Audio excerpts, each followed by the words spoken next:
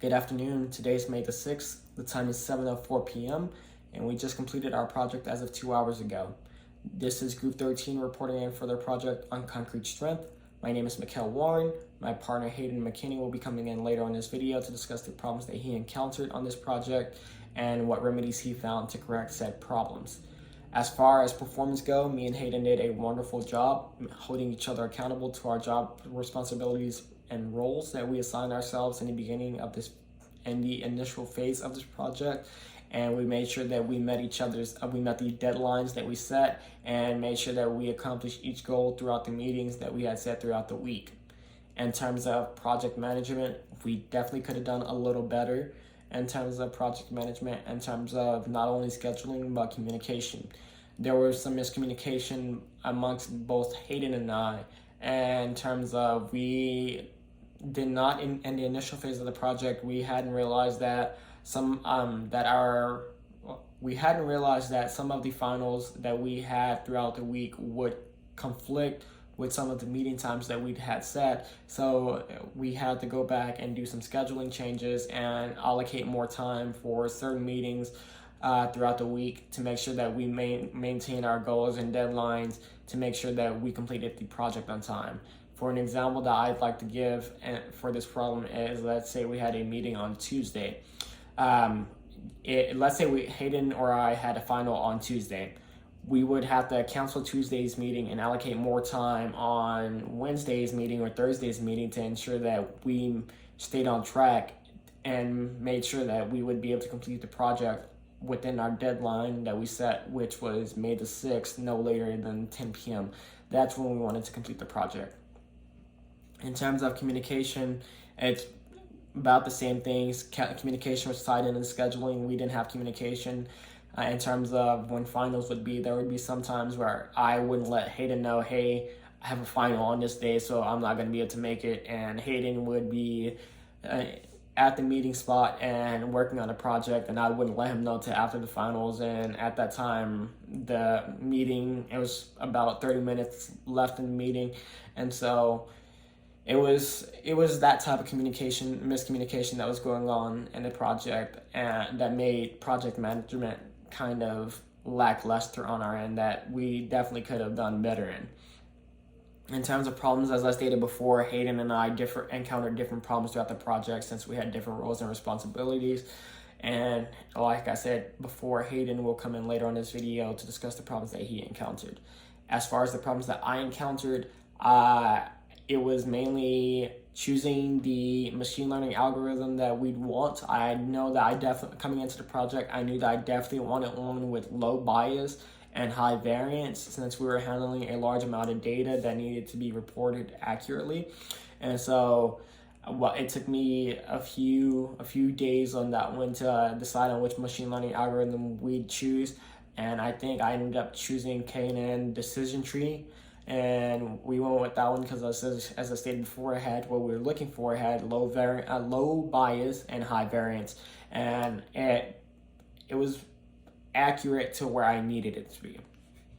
In terms of the other problems that I encountered for the project, the other problems that I encountered were answering questions myself for the exploratory analysis. Questions such as, how would we present our data? How would we model our data?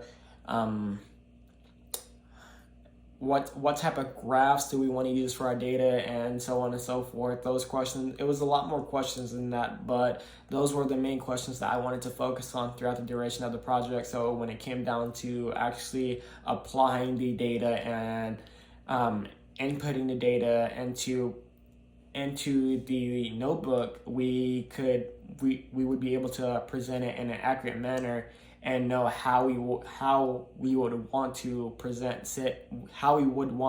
overall present our project. Hayden will be coming in on this project to discuss the problems that he has in just a moment here. So the first issue that we ran into with the code was this heat map specifically. There was problems with the numbers as well as the labels saying what everything was. all the numbers in this middle of the squares, they were extremely enlarged, and so it made it impossible to read. And while it's not perfect currently, I did do the best that I could of getting everything to look nice. One thing that definitely improved were the labels to the left and to the bottom of the heat map that says what everything is.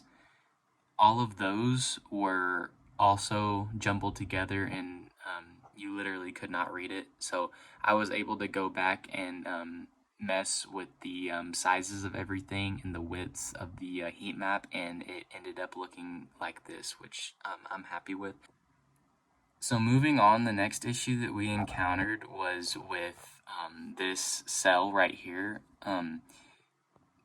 These were the coefficients of the linear regression model for each of the input features that were used to predict the output. For some reason, these numbers down here were scientifically small. They were all in scientific notation, incredibly small numbers, and I'm not really sure why. But I realized that there was a problem with the data, with the way that I was having it read the data. So that ended up getting fixed, and now we have numbers that look a lot more nicer and a lot more realistic. Now looking at the third issue that we ran into, it was actually with these two plots, specifically the histogram. So originally I had just made the linear plot that you see on the left, the black dots and the blue line. I later decided to add in a histogram, and while I was trying to do this, there was an issue to where it wasn't going right here. It was actually extremely small and on the top right corner of this plot. I kind of played with the figure size a little bit, and I made sure that I did have it labeled as a subplot so that the code was interpreting it correctly. And I finally got it to go side by side with the linear plot. The last issue, it's not really an issue, but it's kind of, it's just a warning message that I'm still not able to get to go away, is with this cell right here. So this is where we answered the question for the 5 possible mixtures given 5 values. I went ahead and just put this all in one cell, but running this, I get a warning message. I'm still not able to get it to go away, but I believe that it has something to do with the input data.